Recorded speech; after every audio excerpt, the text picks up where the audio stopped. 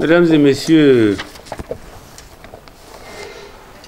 comme vous l'avez constaté, les Nigériennes et les Nigériens, dans leur écrasante majorité, après 10 ans de soumission à une gouvernance calamiteuse, aspirent légitimement au changement. Ils sont sortis massivement pour chercher, dans la joie et dans l'allégresse, à exercer leurs droits et leurs devoirs de voter en paix. Cela est une preuve de vitalité pour notre démocratie, Dieu merci.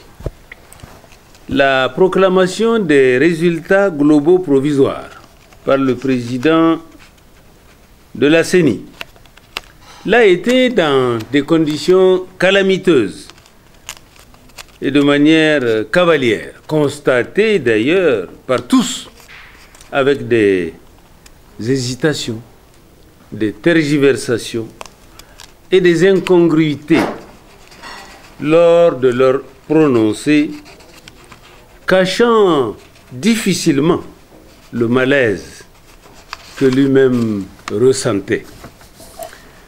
Il faut le savoir que bien avant, nos représentants à la CENI avaient relevé des anomalies, des incongruités, des discordances entre les résultats provenant des bureaux de vote à travers nos délégués qui sont en leur possession et ceux de l'autre camp. Ce que l'autre camp veut coûte que coûte faire annoncer, il y a un problème. Nos délégués ont en conséquence refusé de valider des faux manifestes évidents. Et c'est leur droit.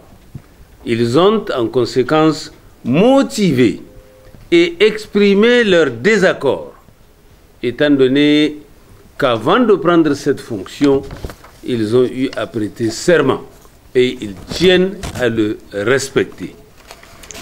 Après la publication des résultats globaux provisoires, il est constaté que les uns expriment leur joie, des fois de manière très provocatrice, en tirant même avec des armes à feu. Vous avez dû voir comme moi les vidéos qui circulaient et qui véhiculaient ces images-là dans les réseaux sociaux. Les autres expriment leur désapprobation de manière tout à fait pacifique dans les sièges des partis politiques, dans les sièges de campagne, dans les sièges des bureaux de campagne et des fois dans la rue. Mais tout ceci de manière absolument pacifique. Alors voilà que, curieusement, des vagues d'intimidation, d'arrestation, indues, illégales, sont opérées par les autorités en place contre un seul camp, celui de l'opposition. Ce n'est pas normal. Ce traitement injuste et inéquitable n'est pas du tout normal, vous en convenez, par un pouvoir qui est en place et qui se dit démocratique. Même si ce régime a cela comme sport favori depuis son instauration dans notre pays. L'injustice, le traitement inéquitable, les passe-droits, les deux poids, deux mesures. Les Nigériens sont habitués depuis 10 ans à cette situation. Et bien voilà que paradoxalement, c'est le pouvoir public lui-même qui provoque les troubles à l'ordre public. Pouvoir finissant, pouvoir sortant. Mais enfin, mieux vaut, à mon humble avis, essayer de finir en beauté dans la paix et dans l'honneur. Mais déjà, pris par un désarroi, ce pouvoir-là a pour objectif en réalité de détourner l'attention. Premièrement, sur le vol des suffrages des citoyens nigériens. Oui. Deuxièmement, sur le hold-up électoral qui est en cours depuis longtemps. Nous l'avons déjà signalé, nous l'avons déjà dénoncé pendant les campagnes électorales. Souvenez-vous, mesdames et messieurs de la presse. Tout ceci pourquoi? Pour une raison très simple. Oui, une volonté d'imposer au Niger un président que les Nigériens n'ont pas véritablement élu. Et ceci serait difficilement réalisable. C'est l'une des raisons qui explique ces intimidations, ces arrestations indues, illégales, que le pouvoir fait. Deuxièmement, la seconde raison, c'est de nous déstabiliser et de nous empêcher de rassembler sereinement les différents éléments permettant, dans les délais légaux, de prouver sans aucun doute que nous avons effectivement gagné ces élections du second tour. Oui, les résultats en notre possession, déjà sur la base des compilations des PV, nous donnent gagnant, je vous l'avais déjà annoncé, avec 50,30% des suffrages exprimés valables, malgré les multiples malversations et manipulations qui ont émaillé le processus. Par exemple, si je prends la région de Difa, à Difa, les malversations les plus flagrantes sont, entre autres, sur près de 180 bureaux de vote. À peine 50 bureaux de vote ont fonctionné normalement. Tout le reste, ce sont des procès-verbaux préparés, comme je l'avais dit du reste avant, 6 ou 7 jours avant le jour du vote, préparés à l'avance. Et les autres bureaux n'ont même pas ouvert au niveau de la région de Difa. Plus précisément, si vous prenez sur les 50 qui ont ouvert normalement, on s'est retrouvé avec 2 PV différents. Et le président de la CENI communale a refusé de prendre les PV issus des bureaux de vote normaux pour ne retenir que les PV préfabriqués. Et sur ces PV préfabriqués, qu'ils ont retenu les résultats. Ça, c'est Difa. Précisément, si vous prenez le cas de la commune de Ngourti. D'ailleurs, il vous souviendra, mesdames et messieurs de la presse, que pendant les campagnes, dans plusieurs régions, j'avais déjà dénoncé le fait qu'il y a des procès-verbaux préfabriqués qui seront ventilés dans les différentes régions et qui vont être frauduleusement introduits comme étant des résultats de l'expression du vote des citoyens, ce qui est faux. J'avais annoncé, par exemple, le chiffre de Ngourti et le chiffre de Tesker. Eh bien, je vous invite à vérifier. Dans la déclaration du président de la CENI, vous allez vous faire une idée de ce que nous avons déjà dénoncé à l'avance, 6 jours avant. Ils n'ont pas le monopole de l'information, même si c'est eux qui aujourd'hui sont au pouvoir. Oui. Voyez-vous, mesdames et messieurs, En conclusion, les résultats provisoires qui ont été annoncés du vote de la commune de Ngourti, puisque je l'ai prise comme exemple au niveau de Difa. Ce résultat-là est un faux et il doit être annulé. Cela est valable aussi pour Ningimi. C'est valable aussi pour la commune de Kabelewa. Je prends encore un autre exemple d'une autre région. Tawa, par exemple. Il n'y a pas eu de vote du tout dans la partie zone nord, comprenant, par exemple, les 5 communes suivantes. Abala, Tabalak, Tamaya, Azay, Akubunu, entre autres. Il y a eu un semblant de vote, par exemple dans la ville de Abalak.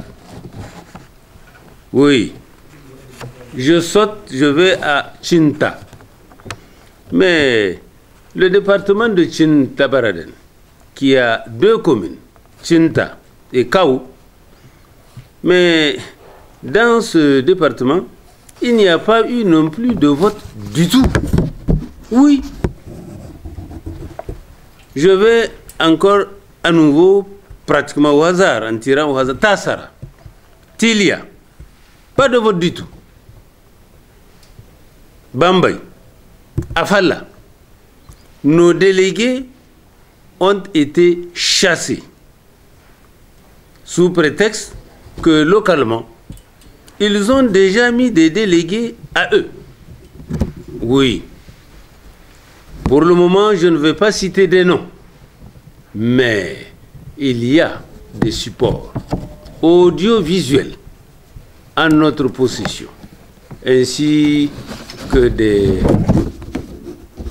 témoignages par des spécialistes assermentés. Le président de la CENI de Afala, par exemple, a chassé à 2 reprises, tenez-vous bien, nos délégués dans cette localité-là. Et là également, nous disposons de témoignages audiovisuels à cet égard. Nous ne faisons aucune affirmation sans base, parce que nous avons appris que certains, suite à notre première déclaration, se sont aventurés à dire que nous parlons sans base. Ils vont être surpris. L'interception des urnes par des braquages qui remplissent les PV et obligent nos délégués à signer sous menace d'armes à feu. Il faut qu'on le dise haut et fort. Des numéros de véhicules utilisés à cet effet ont été relevés et seront dans les dossiers. Si j'évolue toujours au niveau de la région de Tawa, 11 communes que je vais vous citer, mesdames et messieurs. Chintabarad, Tassara, Tabalak, Azay, Akubunu, Tamaya, Bambay, Tebara, Tilia, Kaou, Abalak. Ben, de nombreuses actions ont été menées, comme les suivantes. Enlèvement. Oui. Braquage avec arme à feu. Remplissage des PV par les braqueurs. Certains PV remplis dans l'enceinte même de la commune en question.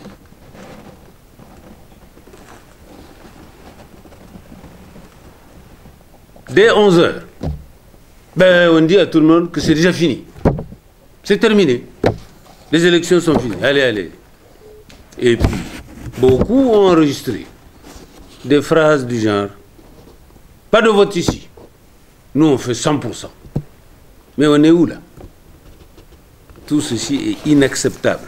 nous avons le devoir et l'obligation de le souligner, de rendre ça public pour que tout le monde le sache, pour ceux qui sont loin de certains théâtres d'opération.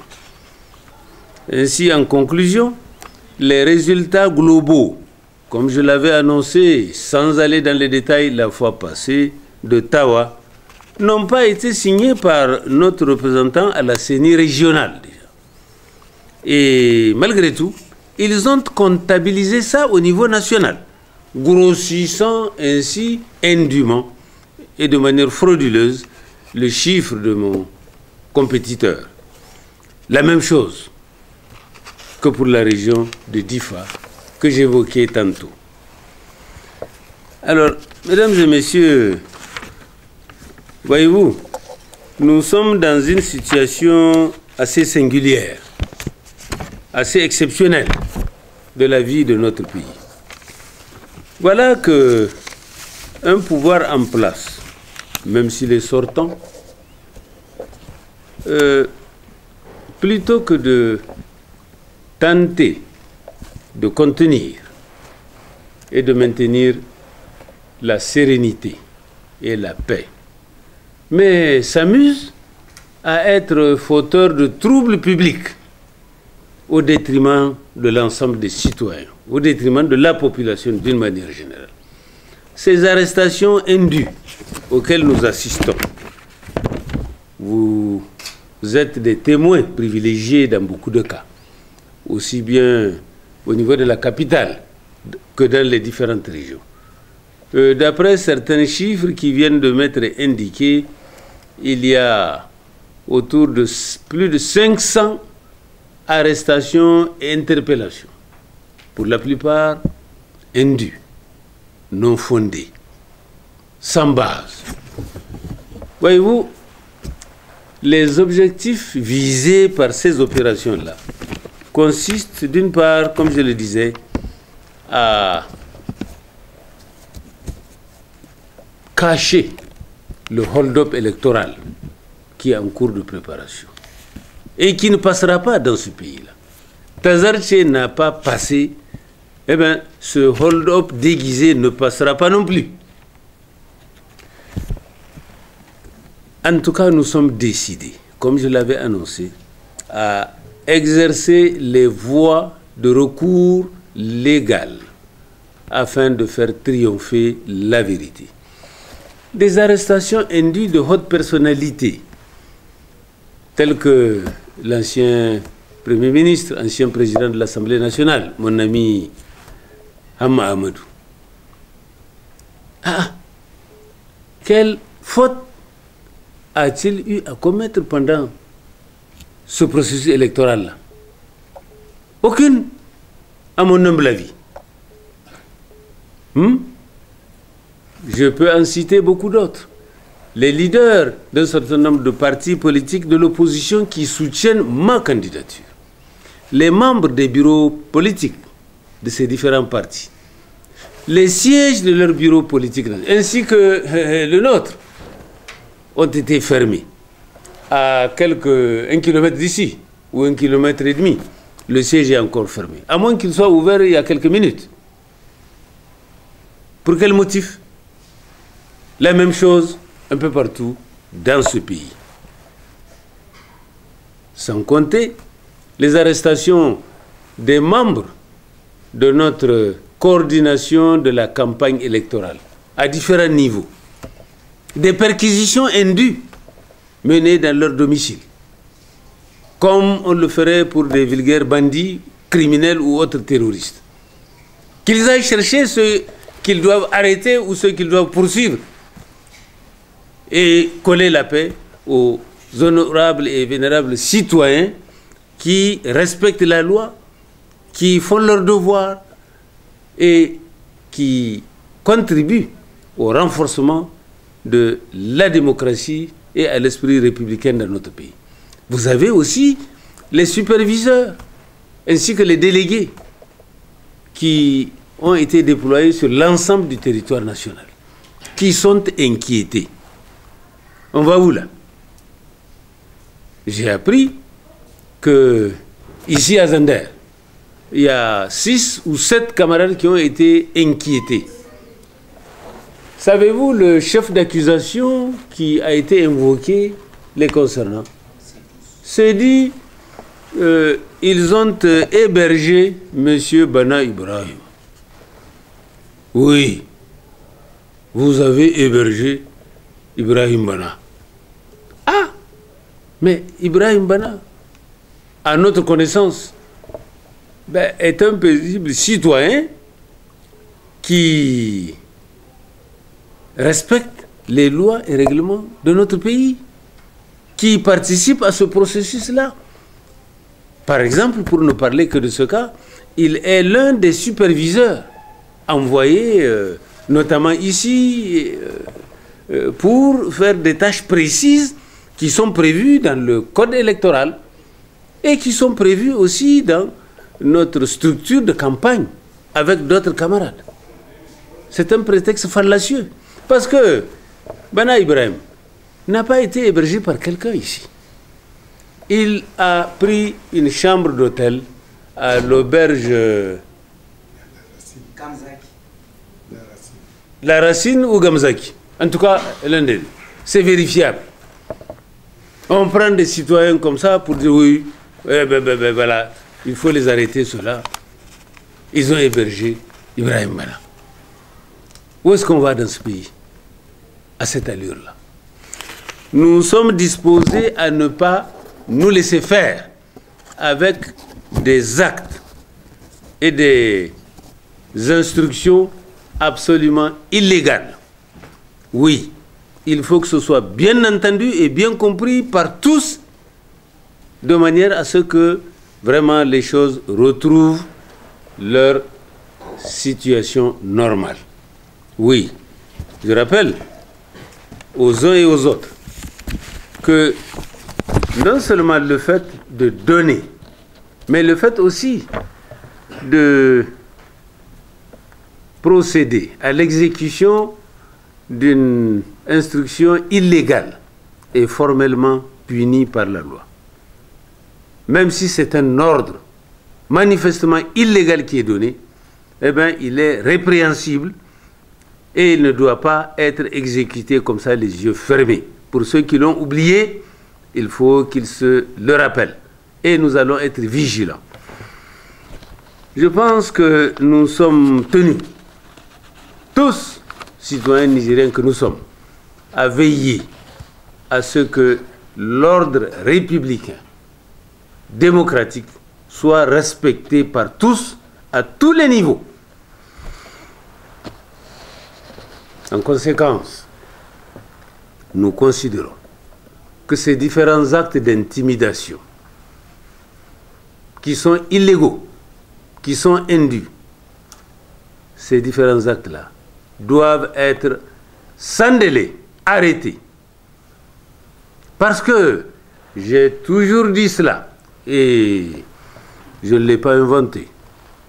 Un de mes prédécesseurs l'a dit à plusieurs reprises, à un moment où d'ailleurs la situation n'a pas atteint ce niveau de gravité, aussi bien dans notre pays que dans notre sous-région, que de l'injustice et de l'inéquité naît la frustration.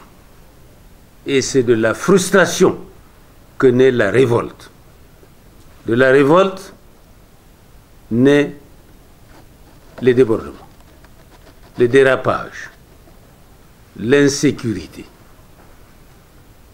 Et de l'insécurité généralisée naît l'instabilité. Je pense qu'aucun dans ce pays ne doit être indifférent à l'articulation de ce processus-là. Nous sommes dans un pays qui dispose de 8 voisins. Je n'en connais pas de pays au monde qui dispose de plus de 8 voisins. 8 voisins que le Niger a. Ce qui touche le Niger, nécessairement, risque de toucher ses voisins de la sous-région. En conséquence, j'interpelle également la communauté internationale sur les risques de dégénérescence de cette situation post-électorale du Niger, qui pour le moment peut être encore gérable, contrôlable, pourvu que le suffrage exprimé par les citoyens soit fidèlement reflété dans les résultats. Je pense que le moment est venu pour que les plus hautes autorités de ce pays prennent conscience de la nécessité. Et nous l'exigeons. Moi, personnellement, je m'engage et je l'exige. La libération de tous les détenus, sans délai. L'arrêt des harcèlements et les menaces de nos militants et des autres. Il ne faut pas que ces élections soient prises comme prétexte pour régler des comptes antérieurs. Non, cela est inacceptable. Je pense que la sécurisation des bulletins de vote pour permettre un recomptage biométrique, oui, biométrique.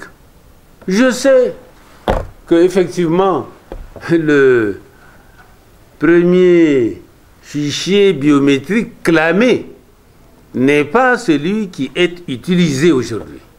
Mais même celui qui est utilisé actuellement est aussi biométrique.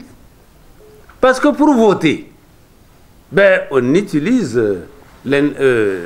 l'empreinte digitale. Et vous le savez, depuis plusieurs dizaines d'années, sur nos cartes d'identité et autres, ben, l'empreinte digitale a toujours été utilisée. Et vous le savez aussi, que la CENI elle-même avait le 21 février déclaré qu'il y a eu des faux bulletins qui ont été reproduits frauduleusement et introduits dans notre pays à partir d'autres pays. Mais je l'avais dit la fois passée et je le redis encore, il faut identifier les auteurs et dire à l'opinion nationale et internationale les sanctions qui ont été envisagées pour ces cas-là. Le code électoral de notre pays prévoit que la CENI est responsable des urnes et des PV qui sont utilisés dans les bureaux de vote. Alors, qu'est-ce qu'ils ont fait pour les faux bulletins et les autres PV et autres qu'ils ont eux-mêmes déclarés? Je vous remercie.